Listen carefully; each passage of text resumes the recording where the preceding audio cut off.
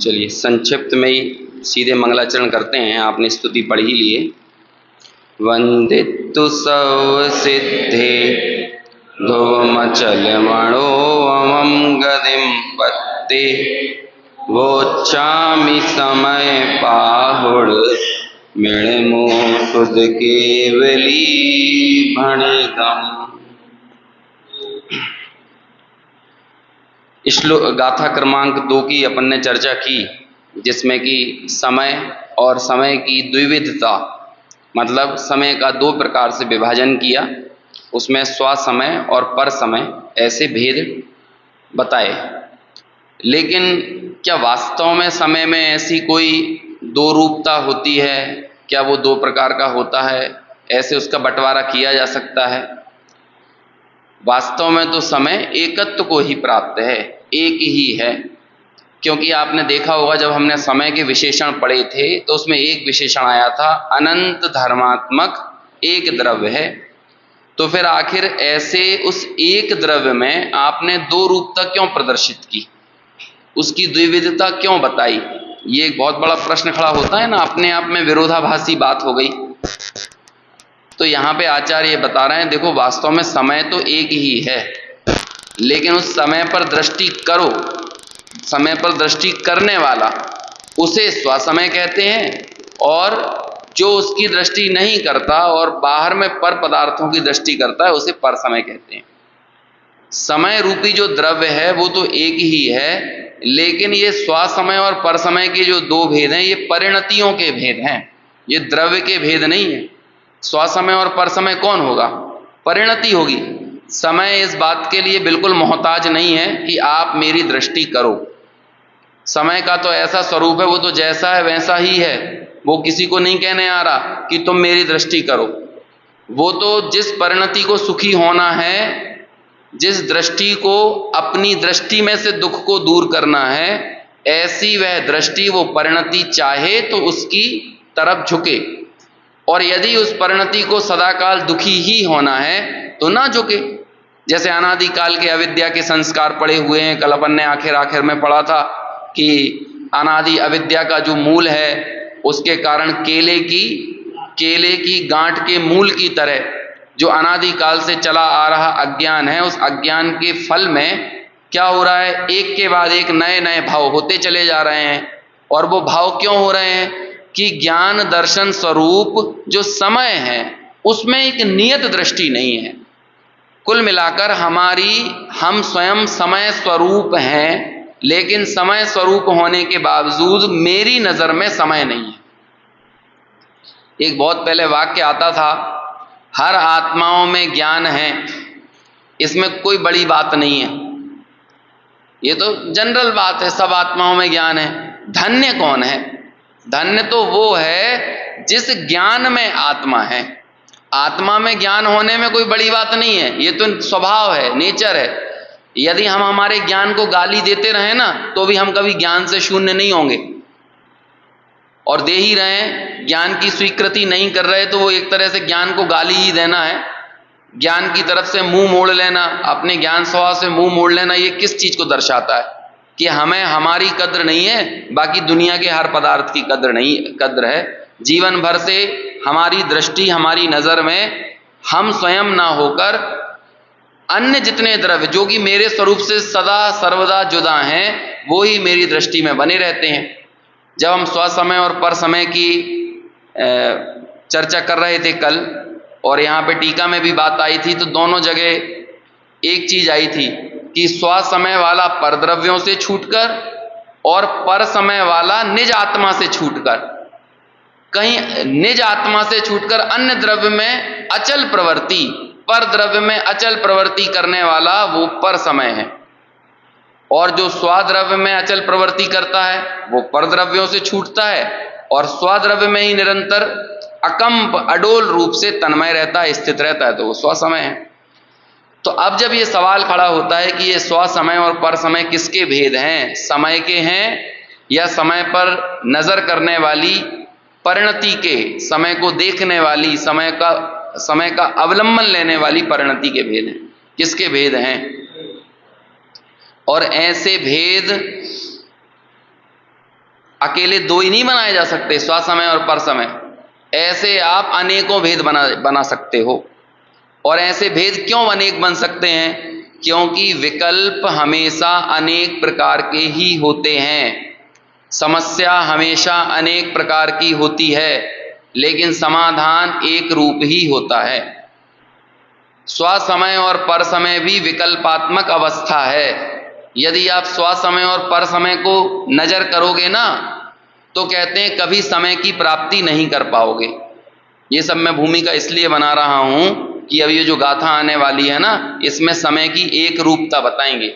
अभी पिछली गाथा में तो समय की द्विरूपता बताई, लेकिन अब आचार्य स्वयं कहते हैं कि ये दो रूप वाला समय है ना, ये हमारे प्रयोजन का नहीं है। ये दो रूप वाले समय को आप देखोगे, इसकी नजर करोगे, दृष्टि करोगे, तो इससे हमारा प्रयोजन सिद्ध होने वाला नहीं है, बल्कि इससे तो विसंवाद खड़ा होता है। विसंवाद यानी लड़ाई खड़ी होती है स्वसमय और परसमय के भेद करने से। पंचास्तिकाय में परसमय के भी दो भेद किए।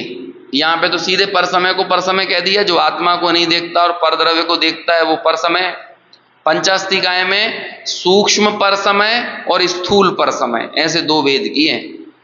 सूक्ष्म परसमय मालूम किसे कहा है? जो परिणति भगवान अपने आत्मा को छोड़कर भगवान की भक्ति में लगती है ना, वो कौन सी है? वो कहते हैं वो सूक्ष्म परसमय है। और स्थूल परसमय क्या है? स्थूल परसमय जो उस भक्ति से मोक्ष मानता है जो स्वभाव से क्या मानता है? यहां ये विषय कसाई की तो बात ही नहीं है। वहां पे विषय कसाई में जाने वाला परसमय ये तो कहा ही नहीं है। क्या कहा है वहां पे?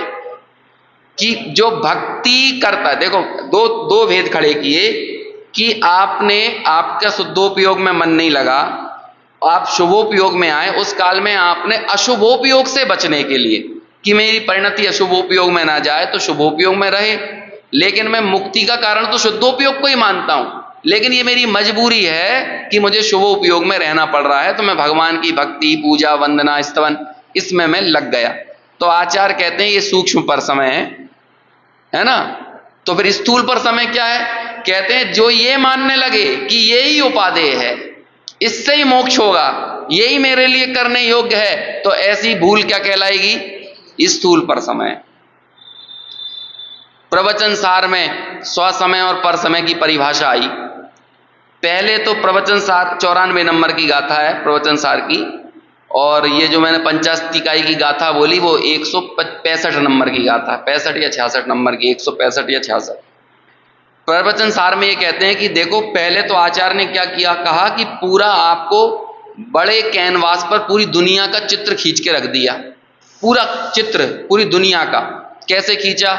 अत्थो खलु दव्वमओ दव्वाणी गुणपगाणी भणिदाणी, है ना।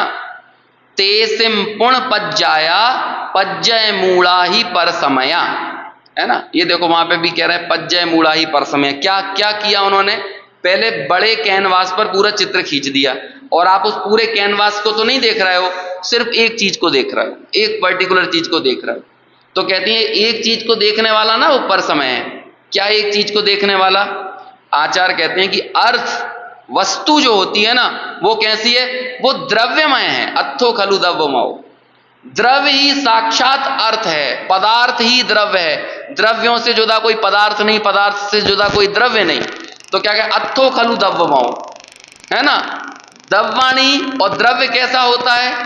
दव्वाणी गुणपगाणी भणिदाणी, ये द्रव्य गुणों का समूह होता है, गुणों से युक्त होता है। ठीक है। फिर कहते हैं तेसिम पुण पज्जाया, उन गुणों की पर्यायें होती हैं। तो बोलो बड़ा कैनवास क्या हुआ वस्तु को देखने का? जब आप उसे द्रव्य से, गुण से, पर्याय से सर्वांग देखो। अब हमारी गलती क्या होती है? हम द्रव्य को भी भूल जाते हैं, गुणों को भी भूल जाते हैं, और एक ये पर्याय को देखते रहते हैं। और जब और ये पर्याय भी कौन सी है? ये भी असमान जाति पर्याय है। ये ऐसा नहीं है कि हम ज्ञान की पर्याय को देख रहे हैं कि दर्शन की पर्याय को देख रहे हैं। अरे तुम अकेली ज्ञान की पर्याय को देखोगे तो भी कहते हैं वो भी गलती है, वो भी भूल है। तो यहां पे तो बहुत बड़ी भूल चल रही है कि दो चीजें अलग अलग थी, आपस में मिल गई, और परिस्थितिवश हमारे सामने आ गई कर्मोदय के वश से। हालांकि कर्म का जो उदय आया है वो भी हमारी व्यक्तिगत भूल के कारण ही आया है, लेकिन हमने क्या किया, इस कर्मोदय की जो देन है, कर्मोदय की देन मतलब वही पुद्गल कर्म पदेशठिदम, पुद्गल कर्मों के प्रदेशों में स्थित होना। क्योंकि कर्म क्या होते हैं, जीव की पुद्गल ही होते हैं ना। तो हमने क्या किया, इस असमान जाति द्रव्य पर्याय को ये मान लिया कि ये ही मैं हूं। तो हमने क्या किया, हमने पूरे बड़े कैनवास पर वस्तु को ना देखकर एक जो परिस्थिति वश जो वर्तमान पर्याय सामने आई है, हमने उसे ही क्या कहा, ये ही मैं हूं, ये ही सर्वसत्ता है, इससे परे कोई मेरी सत्ता है नहीं। तो कहते हैं इस असमान जाति पर्याय से अपनी सत्ता मानने वाला कौन है, वो ही पर समय है। पज्जय मूढ़ा ही पर समया, ऐसी वहां पे चर्चा आई। और उसके बाद देखो इसमें भी ये उल्लेख किया है दोनों। 94 नंबर की गाथा और मैं पढ़ के आपको बता दूं।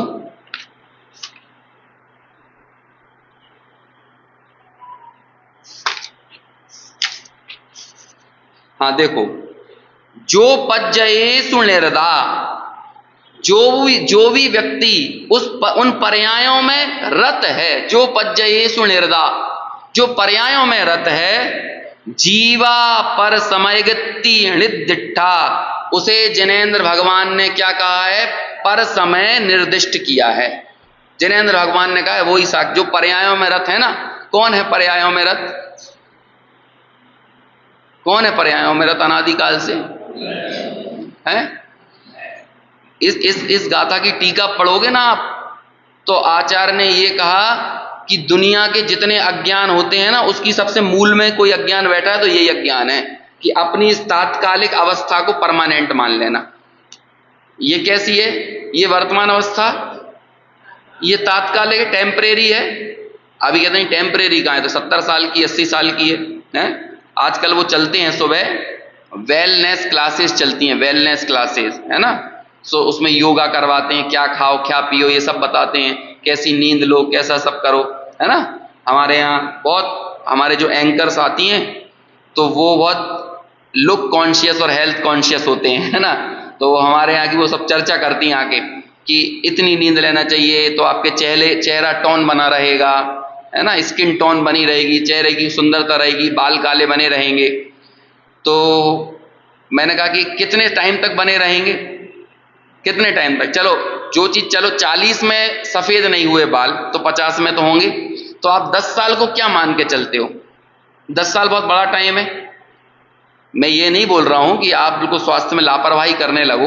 अरे आप भोगों से दूर रहोगे, विषय कसायों से दूर रहोगे तो आपका स्वास्थ्य वैसे ही अच्छा रहेगा, है ना। मैं ये नहीं कह रहा हूं, लेकिन कोई व्यक्ति अपना सर्वस्व उस हेल्थ कॉन्शियसनेस में, बॉडी कॉन्शियसनेस में, स्किन कॉन्शियसनेस में, लुक कॉन्शियसनेस में खर्च कर दे। और जो रियल कॉन्शियसनेस है, रियल कॉन्शियसनेस क्या है, जिसके द्वारा ये सारी चेतनता आ रही है, आपको बता कौन रहा है कि चेहरे को टोन बनाए रखना है, स्किन टोन रखना है, बाल काले रखना है, कौन बता रहा है, कहां से समझ आ रही है? उस ज्ञान की किसी को खबर नहीं है। तो कहते हैं कि हमने एक टेम्परेरी चीज को परमानेंट माना, और ज्ञान जो कि मेरा परमानेंट नेचर था उसको पूरी तरह से गौण कर दिया। गौण क्या कर दिया, खत्म ही कर दिया, स्वीकार ही नहीं किया। कहते हैं ये दुनिया के सारे अज्ञानों का समझ लो पिता है, इससे बड़ा कोई अज्ञान नहीं है। दुनिया के जितने अज्ञान होते हैं सब यहीं से निकलते हैं और यहीं पे खा के खत्म हो जाते हैं। और आप कभी गंभीरता से विचार करके देख लेना, हमें दुनिया में जो छोटे मोटे अज्ञान दिखते हैं ना, उसके मूल में आप जाके देखोगे तो मैं इस पर्याय को सुरक्षित रखूं, इस पर्याय को टिकाए रखूं, यही तो कोशिश कर रहे हैं। सदासुख दास जी ने बहुत सारे उदाहरण दिए हैं। देखो इसकी दूसरी लाइन पढ़ना रह गई थी, स्वसमय वाली। पहले वो सदासुख दास जी का उदाहरण बताऊं कि वो कहते हैं कि देखो पर्वत के ऊपर घनघोर हवाएं चल रही हैं, जैसे कल रात को चली, है ना। तो अभी मैं यहां से आ रहा था तो बिल्कुल अपने घर के पहले मैं इस तरफ से आया तो यहां भी पेड़ गिरा मिला, है ना। फिर थोड़ा सा और आगे से आया तो वहां भी पेड़ गिरा मिला। तो फिर पूरा ऐसा लंबा टर्न मार के यहां से आना पड़ा, 2 रोड जाम पड़े यहीं अगल बगल में, है ना। अब आप, अच्छा उधर भी गिरे हैं क्या? हाँ। तो इसलिए मेरे को तो इतना लंबा राउंड मार के इधर दो तरफ से आना पड़ा ऐसे। तो मान के चलो कल जो हवा चल रही थी, जब इतने बड़े बड़े पेड़ तो टिके नहीं, समझ में आया। अब आप अपनी छत के ऊपर सबसे ऊपर मुंडेर पे जाके वहां पे एक दीपक रख दो बेचारा छोटा सा। अब यदि वो बुझ जाए तो इसमें कौन आश्चर्य करेगा, जब पेड़ नहीं टिक पा रहे, मकान नहीं टिक पा रहे, यदि वो बुझ जाए तो कौन आश्चर्य करेगा। हाँ, यदि वो जलता रहे ना तो सबको आश्चर्य होगा, है ना।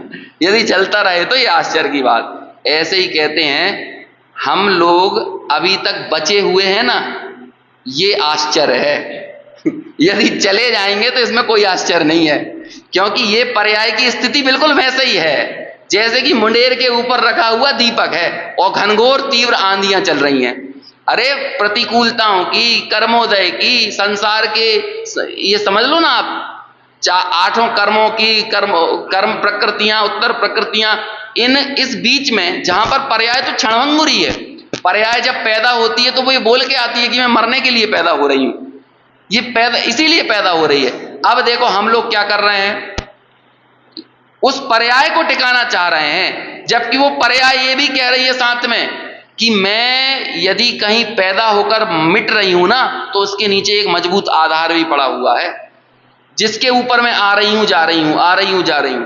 अब हम लोग क्या कर रहे हैं, उस पर्याय को तो बचाना चाहते हैं, लेकिन वो जो टिका हुआ, जो अमिट, अडोल, मान के चलो जिस धरती के ऊपर वो दीपक रखा है, हम उस दीपक को तो सुरक्षित रखें और धरती पर से अपने पांव छोड़ दें, अपनी जमीन पर से अपने पांवों को स्खलित कर दें।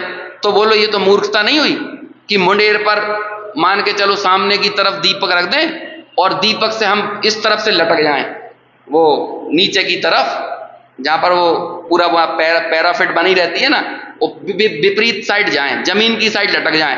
क्यों लटक गए आप भाई साहब? कहते हैं वो इस तरफ से हवा आ रही थी ना तो कहीं दीपक ना बुझ जाए, इसलिए। तो अब हमने हमारी मूल जमीन छोड़ दी और उल्टी साइड लटक गए, पैराफिट के विपरीत साइड। तो बोलो इसे कौन समझदारी कहेगा? जो जमीन टिकी रहेगी हमने वो छोड़ दी, और जो टिका नहीं रहेगा आपके प्रयासों के बावजूद भी चला ही जाएगा, बुझ ही जाएगा, हम उसको बचाए रखने की कोशिश कर रहे हैं। तो ये बोलो अज्ञान का मूल है कि नहीं? तो ऐसे ही तो कर रहे हैं अपन, इस पर्याय को टिकाए रखना चाहते हैं, लेकिन ये पर्याय की जो मूल जमीन है, जो द्रव्य स्वभाव है, उसके ऊपर हमारी दृष्टि नहीं होती। आचार्य यहाँ पे कहते हैं, यही आचार्य कुंद जिन्होंने समय सार की गाथा लिखी, वही प्रवचन सार में क्या लिखते हैं, स्वसमय और परसमय की परिभाषा। वो कहते हैं जो पर्यायों में रत है उसे जिनेंद्र भगवान ने पर समय निर्दिष्ट किया है। तो स्वसमय किसे निर्दिष्ट किया? तो कहते हैं आद सहावम मीठिदा, जो आत्म स्वभाव में स्थित है। यहां भी वो बात आई थी, क्या कहा था यहां पे? काय में स्थित है? ऋण दंसन। तो ज्ञान और दर्शन आत्मा से अलग थोड़ी हैं। जब एक आत्मा को भेद पने से बताते हो तो ज्ञान दर्शन चारित्र हो जाता है, और उसे अखंड पने बताते हो तो वही क्या कहलाता है? वो अखंड पने से आत्मा कहलाता है कि मैं हूं, मेरा जो त्रिकाली द्रव्य स्वभाव है। ऐसे आद सहावम मीठिदा से सग समया मुड़े दव्वा, उन्हें स्वसमय जानना चाहिए। तो ये स्वसमय और पर समय की ये विविध पक्ष आपके सामने प्रस्तुत किए। लेकिन अब प्रश्न ये है कि स्वसमय और पर समय ये परिणतियों के भेद हैं कि समय के भेद? किसके भेद हैं? स्वसमय होने के लिए स्वसमय को देखना है कि समय को देखना है? समय को देखना है। तो वो समय दो रूप है कि एक रूप है? क्योंकि दो रूप पने को देखोगे तो क्या हो जाएगा? विसंवाद खड़ा होगा, और एक रूप पने को देखोगे तो सारे विसंवादों का समाधान प्राप्त होगा। विसंवाद यानी कलह। हाँ, बहुत अच्छा शब्द है, कलह। अरे कलह ही है, जब आप दो को देखने जाते हो तो कलह होती है। समझ में आया? दो भाई हों तो बंटवारा करने में कलह होती है, लेकिन एक ही हो तो तब क्या कलह? एक ही को देना है, जो है बेटा तुम्हारा ही है, उस बेटे को भी तनाव नहीं रहता, सब हमें ही मिलने वाला है। लेकिन दो होंगे तो सोचेंगे पता नहीं इसको कितना देंगे, हमें कितना देंगे, है ना? ऐसा चलता है कि नहीं? दो चीजों को साइमल्टेनियसली देखना हो, दो उंगलियों को, तो क्या करोगे आप? आपकी एक जगह दृष्टि नहीं टिक सकती।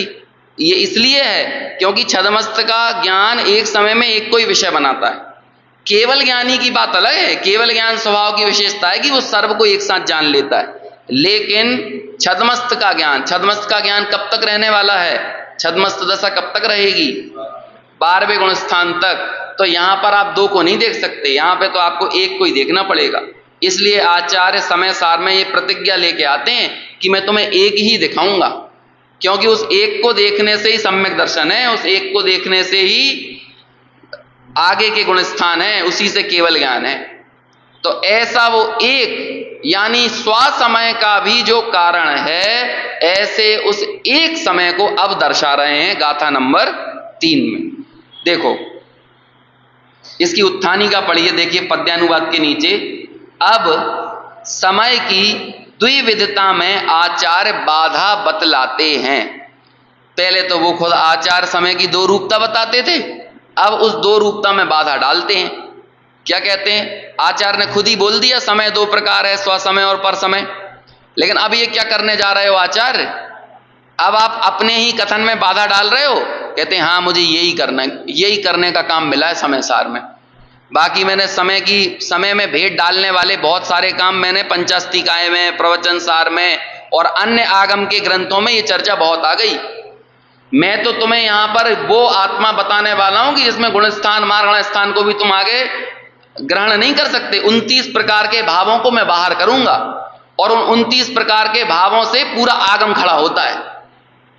तो इसलिए काम तो चुनौतीपूर्ण है, कठिन है। जब तक कर्मों की बात की जाए, कर्मों के कारण मैं ऐसा दुखी होता हूं, वैसा दुखी होता हूं, ऐसी स्थिति बनती है, वैसी स्थिति बनती, ये सब चीजें बताता रहूंगा, तब तक तो फिर भी हमारा दिमाग लगता रहेगा। लेकिन अब एक चीज ऐसी है जो हमें बड़ी मुश्किल जान पड़ती है, हम और आपको भी जान पड़ रही है कि पता नहीं कितना सूक्ष्म विषय है, हमें इतनी मुश्किल क्यों हो रही है ये जानने में, समझने में। आचार्य खुद इसका उत्तर देंगे 4थे नंबर की गाथा में कि ये चीज मुश्किल क्यों लग रही है। जिस चीज का अभ्यास होता है वो चीजें सरल होती हैं, जिस चीज का अभ्यास नहीं होता वो चीजें कठिन होती हैं। आज तक हमने ये एकत्व व्यक्त आत्मा की बात ना तो सुनी, ना परिचय किया और ना अनुभव किया। ये वाली गाथा कहेंगे आगे। तो जब चीजें सुनी नहीं, परिचय नहीं किया, अनुभव नहीं किया, तो फिर कठिन तो लगने ही वाली है ना। फिर हमारे प्रश्न खड़े हो सकते हैं, क्या बात कर रहे हो, सुन तो रहे हैं, इससे पहले भी 4-6 बार समय सार सुन लिया, तब भी हमें कठिन लग रही है। अब इसका उत्तर मैं आपको 4थी गाथा में दूंगा कि हमने सुना भी है कि नहीं सुना है। अभी तो 3री गाथा पर अपना ध्यान लगाओ कि हम उस समय की द्विविधता में बाधा डाल रहे हैं।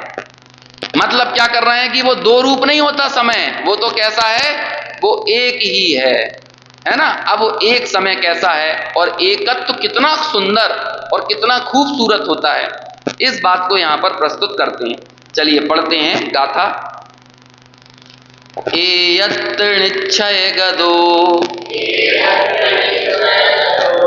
समो सवत् सुंदरो लोगे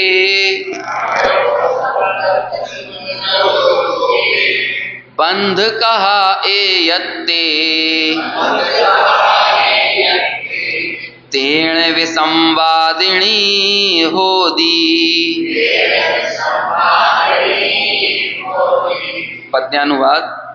एकात्व निश्चय गत समय सर्वत्र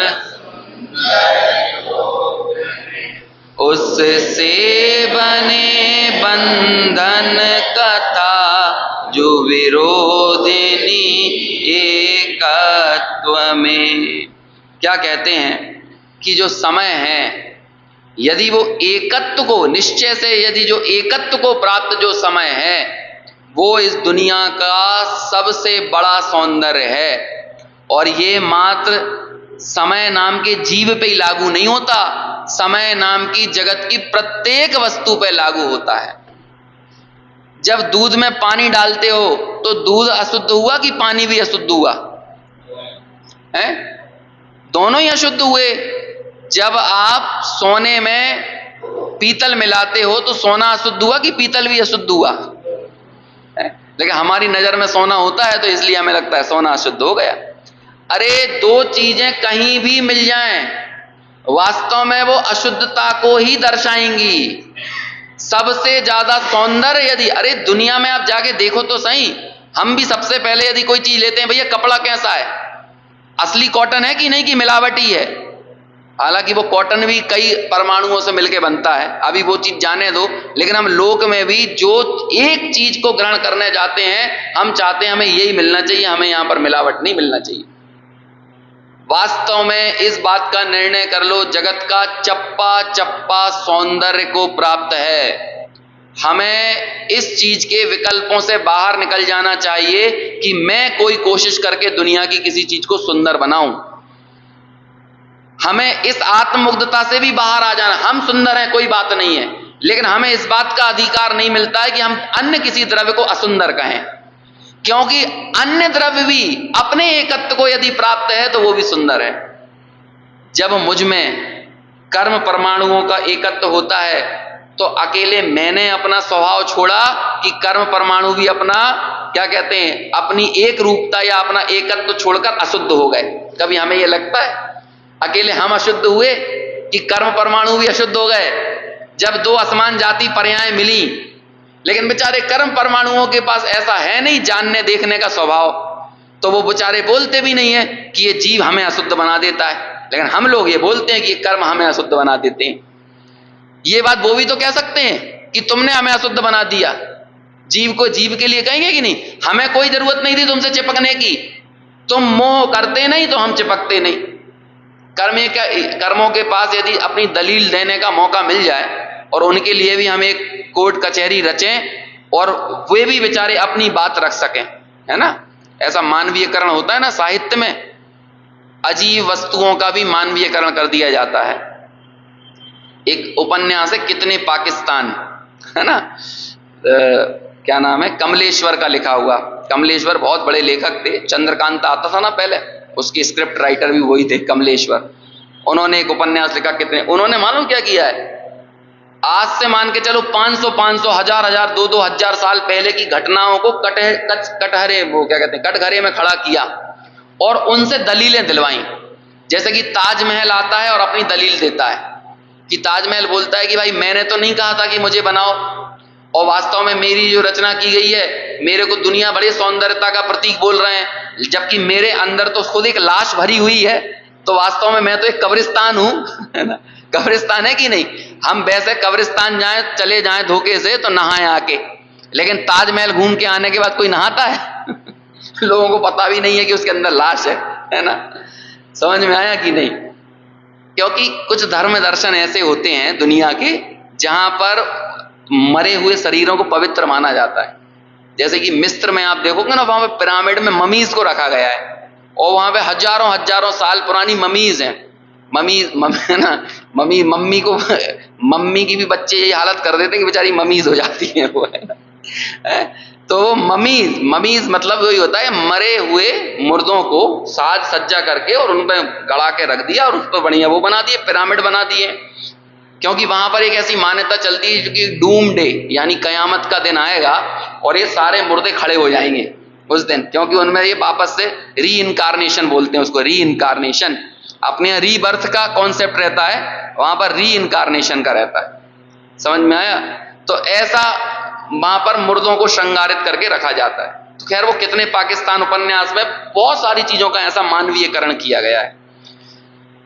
मान के चलो कि जैसे औरंगजेब मर गया तो औरंगजेब आके खड़ा होकर अपनी दलील देगा। अब ऐसे ही हम लोग भी कुछ ऐसा ही रचना करें कि 6 द्रव्यों को बोलें कि तुम भी अपनी अपनी दलीलें दो। धर्म द्रव्य आकर अपनी दलील दे, अधर्म दे, ऐसे ही पुद्गल द्रव्य भी दे। तो हम पुद्गल द्रव्यों से कहें कि हाँ हमने मकान को अपना कहा, घर को अपना कहा, समझ में आया, दुकान को, फैक्ट्री को, गाड़ी बंगले, जो भी चीजें अपने पास उन्हें अपना किया। ज्वेलरी, कभी हमारी ज्वेलरी को एक मौका मिले दलील देने के लिए तो कहते हैं भाई ये लोग मेरे को बांध लेते हैं अपने पास, मैं तो इतना ज्यादा अत्याचार सह रही हूं, वो ज्वेलरी कहने लगे, है ना, मेरे को तो परमाणु मेरा स्वतंत्र है और मेरे को अपनी स्वतंत्र सत्ता में रहने दो, और मैं अपने स्वतंत्र अस्तित्व के साथ ही अपने मालिकाना हक को स्वयं रखने वाली हूं। वो जो मोटे मोटे सोने के हार और हीरे नग अंगूठी वंगूठी पहने हुए रहते हैं ना अपन, उनसे कहा जाए कि तुम दलीलें दो, तो वो क्या दलील देंगी? ये जो चेतन है ना, इसने मेरे को गुलाम बना के रखा है। हाँ, वो अपना पूरा गुस्सा निकाले, लेकिन वो कभी निकालेगा नहीं, इसलिए हम लोग क्या करते हैं कि दबे हुए को दबाते रहते हैं, है ना। ज्ञान प्राप्त करके ज्ञानी चैतन्य ने जो काम करना चाहिए था वो नहीं किया। इसने क्या किया, अपने इस ज्ञानाधिकार का सदुपयोग ना करके दुरुपयोग किया, उपयोग का सदुपयोग ना करके दुरुपयोग किया। उपयोग का सदुपयोग क्या होता है, सद में उपयोग, यानी सत्ता में उपयोग को लगाना। जहां मेरी सत्ता है वहां पर अपने उपयोग को लगाना, वो कहलाता है सदुपयोग। और जहां मेरी सत्ता नहीं है वहां उपयोग को लगाना, ये क्या कहलाता है, दुरुपयोग। जैसे कि ये कंप्यूटर कैसे बना, इसलिए हमने कौन सी पढ़ाई की, कंप्यूटर साइंस की। तो बोलो ये उपयोग का सदुपयोग है कि दुरुपयोग है? बोलना बड़ा कठिन है आज के समय में। क्यों? जिस कंप्यूटर में तेरी सत्ता नहीं थी तूने वहां पर उपयोग लगाया।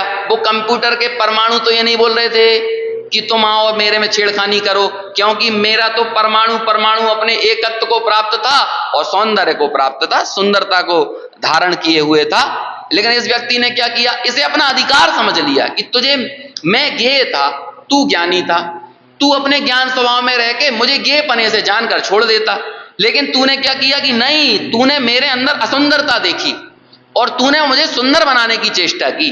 ये तेरा सबसे गलत कार्य था। ये तेरा मेरे कार्य क्षेत्र में या मेरी सत्ता के बीच में तेरा हस्तक्षेप था। लेकिन वो कभी कहेगा नहीं और हम ऐसे दुरुपयोग करते रहेंगे। हेलीकॉप्टर बना, हवाई जहाज बने, रेलगाड़ियां बनी, जिस पर पूरी दुनिया में विकास विकास चिल्लाकर तालियां बजती हैं। लेकिन आप ये बताओ, इतना डेवलपमेंट के बाद जो जीव का, चैतन्य का मूलभूत प्रश्न था कि क्या मैं सुखी हुआ, ये मूल प्रश्न तो वैसा का वैसा ही टिका रहा ना। उस प्रश्न पर तो हमने कभी कोई आंच आने नहीं दी। तो वो सुख जो था, हमें हमारी सत्ता में उपयोग का प्रवर्तन करके उस सदुपयोग के माध्यम से मैं सुखी हो सकता था। लेकिन मैंने अपनी सत्ता को छोड़कर अपने उपयोग का प्रवर्तन कहां पर किया, अन्य वस्तुओं में किया, तो यही कहलाया दुरुपयोग।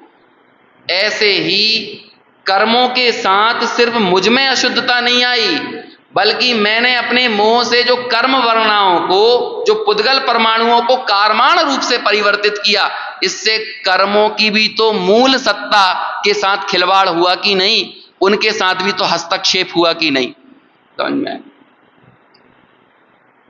लेकिन हम किसी झूठे अहंकार में अपने सौंदर्य को ना पहचान कर सबको सुंदर बनाने के लिए गए, तो हमने वास्तव में अपनी सुंदरता ही खो दी। अंग्रेज लोग अपने आप को जेंटलमैन बोलते थे, समझ में आया? लेकिन वो जेंटलमैन की खुमारी उनके ऊपर ऐसी चढ़ी कि उन्होंने ये सोचा कि हम पूरे विश्व को जेंटलमैन बनाएंगे। और जब पूरे विश्व को जेंटलमैन बनाने की भावना उनके अंदर पैदा हुई, तो बोलो उनने क्या किया। जब आपके गुण, आपकी क्वालिटीज आपके हृदय से बाहर निकलकर आपकी बुद्धि पे सवार हो जाती है ना, तो वो गुण ही अवगुण बन जाता है। जैसे आप किसी की मदद करते हो, है ना, किसी का सहयोग करते हो, अब आपके अंदर वो सहयोग करने की भावना दिमाग पर चढ़ गई, देखो मैंने तो इतना किया इनके लिए, मैंने इतना सहयोग किया, तो अब वो आपकी क्वालिटी क्या बन गई, वो एडवांटेज अब डिसएडवांटेज में कन्वर्ट हो गया। समझ में आया? ऐसे ही उनके अंदर एक भावना थी कि हम तो सबसे ज्यादा सभ्य हैं, हमें देखो हाथ धोना भी आता है, खाने से पहले हमें डाइनिंग मैनर्स आते हैं। वो ये कहते थे कि तुम लोग हाथ से खाना खाते हो, इससे ज्यादा मैनर्स लेस कोई क्रिया नहीं है, क्योंकि हाथ तो बहुत गंदे और अपवित्र होते हैं। चम्मच से खाना खाना चाहिए और ये लोग क्या कर रहे हैं, हाथ से खाना खा रहे हैं, ये कैसे लोग हैं ये? तो उन्होंने इसे ही असभ्यता का प्रतीक माना। इन्हें पहनना ओढ़ना नहीं आता, कुछ भी पहने रहते हैं, कहीं धोती पहने कहीं कुछ पहने, है ना। तो इन सब चीजों से उन्हें लगा ये सब असभ्य हैं। जबकि भैया तुम्हारी परिस्थितियों में तुम्हारा पहनावा सही हो सकता है, लेकिन इन परिस्थितियों में जो गर्मी और जलवायु पड़ती है वहां पर तो यही पहनावा चाहिए, ऐसा ही खान पान चाहिए। तुम लोग उल्टी सीधी चीजें खाते हो तो तुम्हें चम्मच से तोड़ने के लिए चाहिए। हमारा दाल चावल तो इतना मुलायम होता है, रोटी मुलायम होती, तो हमें क्या जरूरी है। लेकिन उनके दिमाग में ये बात सवार हो गई कि हम सभ्य हैं और बाकी पूरी दुनिया असभ्य है। तो इन सब लोगों को सभ्य कैसे बनाया जा सकता है? इन पर राज करके, इन पर अधिकार करके, इन पर कब्जा करके। और उसके बाद पूरी दुनिया में जो विसंवाद खड़ा हुआ उसे हम बहुत अच्छे से जानते हैं। सब यदि अपने अपने देश में रहे होते तो दुनिया के ऊपर जो वर्चस्व का जो युद्ध चला वर्षों तक, वो कभी देखने को नहीं मिलता। वो युद्ध तो 200 साल, 300 साल, 400 साल, 500 साल, अलग अलग सालों में चला, 1000 साल चला मैक्सिमम मान लो। लेकिन हमारा जो द्वंद्व है ये कितने वर्षों से चल रहा है, और ये द्वंद्व भी किस वजह से चल रहा है कि हम भी अपना वर्चस्व अपने स्वरूप में ना मानकर कहां वर्चस्व दिखाने जा रहे हैं, किसी अन्य द्रव्य को। हम अपने सौंदर्य को ना पहचान कर अन्य द्रव्यों को अपने अनुकूल सुंदर बनाना चाह रहे हैं। अरे जगत का एक ऐसा पदार्थ लेकर आओ कि जो सुंदरता को प्राप्त नहीं है। अब बहुत सारी बातें याद आती हैं, मैं वो सब चीजें बताने जाऊं तो विषय से बाहर चला जाऊंगा। लेकिन आप ये बताओ, पहले क्या एक जानवर को अपने लिए बुरा माना गया, जंगल में शेर को बुरा माना गया, तो शेर के शिकार करने को कोई गलत नहीं मानता था। लेकिन बताओ शेर जरूरी है कि बुरा है? कौए को बुरा माना जाता था, कौआ बुरा होता है बहुत, भैया कौआ आ जाए तो अपशगुन हो जाए, कौआ यदि सिर पे बैठ जाए तो अपशगुन हो गया। लेकिन अब वो कौए के संरक्षण के लिए पूरे पर्यावरणविद कोशिश कर रहे हैं। बोलो गिद्ध अच्छा होता है कि बुरा होता है? बोलो किसके? शेर को मारा तुमने, अब शेर के संरक्षण की जरूरत पड़ गई कि नहीं? गिद्धों को मारा, गिद्धों को निपटाया गया, अब गिद्धों के संरक्षण की जरूरत पड़ गई कि नहीं? कौओं के विरुद्ध प्रकृति की रचना की गई, अब कौओं की जरूरत महसूस हो रही है कि नहीं? अब बोलो कौन सी चीज बुरी है? ये तो मैं सिर्फ चंद एग्जाम्पल आपको दे रहा हूं। दुनिया से आप एक भी चीज को, इसे बोलते हैं पारिस्थितिकी तंत्र। पर्यावरण में एक शब्द चलता है पारिस्थितिकी तंत्र। जैसे कि कोई नदी यदि किसी दिशा से जा रही हो, आप उस नदी को चेंज कर दो, आप अकेले उस नदी को नहीं बदलोगे, आप एक पूरी सभ्यता को मिटा दोगे आगे चल के। कहीं कोई पेड़ पैदा होता है, आप उस पेड़ को पैदा होने से रोक दो, या कहीं कोई पेड़ पैदा नहीं होता वहां पे दूसरा पेड़ पैदा कर दो, तो क्या होगा? अकेला उतना ही नहीं बिगड़ेगा, पूरी परिस्थिति बिगड़ जाएगी। ये पारिस्थितिकी तंत्र है। जहां पर कोई जानवर नहीं पाए, जैसे कंगारू को इंडिया में लाके बता दो, यहां पे पारिस्थितिकी तंत्र ही नहीं है कंगारू के लिए। जहां जो प्राणी, जहां जो वस्तु जैसी जैसी जिस रूप में स्थित है, यदि वो उस रूप में रहेगी तो ही सबसे ज्यादा सौंदर्य के उपयुक्त है और तभी वो उपयोगी है। आप जहां पर उस परिस्थिति से खिलवाड़ करने जाओगे, वहीं पर आप क्या कर दोगे? विसंवाद खड़ा कर दोगे। ऐसे ही छहों द्रव्यों का अपना अपना पारिस्थितिकी तंत्र है। पुद्गल का अपना पारिस्थितिकी तंत्र है, स्पर्श रस गंध वर्ण स्वरूप। लेकिन और चैतन्य का अपना पारिस्थितिकी तंत्र है, ज्ञान दर्शन स्वरूप। अब हमने क्या किया? स्पर्श रस गंध वर्ण स्वरूप को ज्ञान दर्शन माला मानने लगे, और ज्ञान दर्शन स्वरूप मुझको कैसा मानने लगे? स्पर्श रस गंध वर्ण वाला मानने लगे। तो बोलो हमने छोटा मोटा खिलवाड़ किया? हमने, अब देखना अगली बात बड़ी भयानक है। हम जब अपने आत्मा को या अपने आप को ज्ञान दर्शन स्वरूपी स्वीकार नहीं करते, तब हम पूरे विश्व का ही नाश करते हैं। और ये मेरे शब्द नहीं है, ये शास्त्रों के शब्द हैं। मेरे हिसाब से शायद भगवती आराधना में या कहीं तो शुरुआत में ऐसी कोई चर्चा आई है। वहां पर जब आप किसी एक जीव का घात करते हो ना, तो आप पूरे के पूरे विश्व का घात करने का आपको दोष लगता है। आपने पूरा विश्व का ही नाश कर दिया। कैसे? क्योंकि एक जीव के लिए वो स्वयं पूरी दुनिया होता है।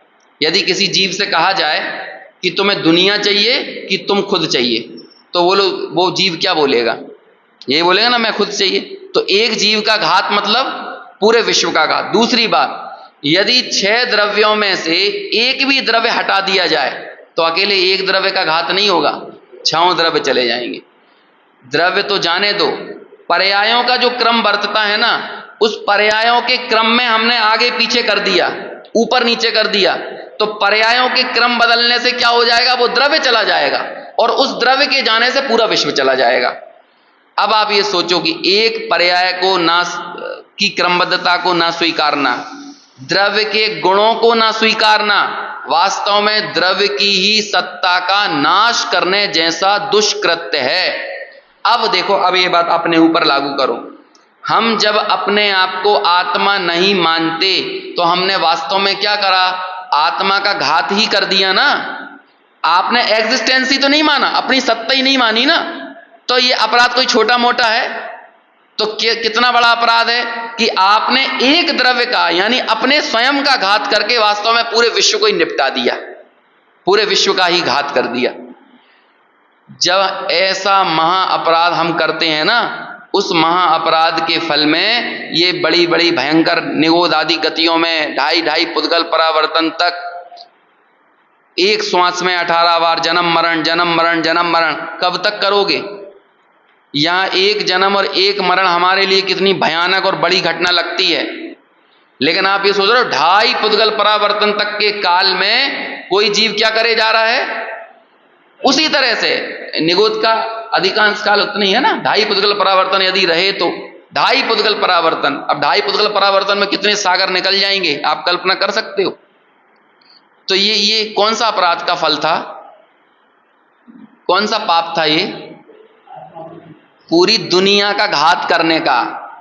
और पूरी दुनिया का घात करने का प्रसंग किस बात में आया? कि मैंने अपने आप को आत्मा स्वीकार नहीं किया, मैंने अपने एकत्व को स्वीकार नहीं किया, मैं एक को अनेक बनाने गया।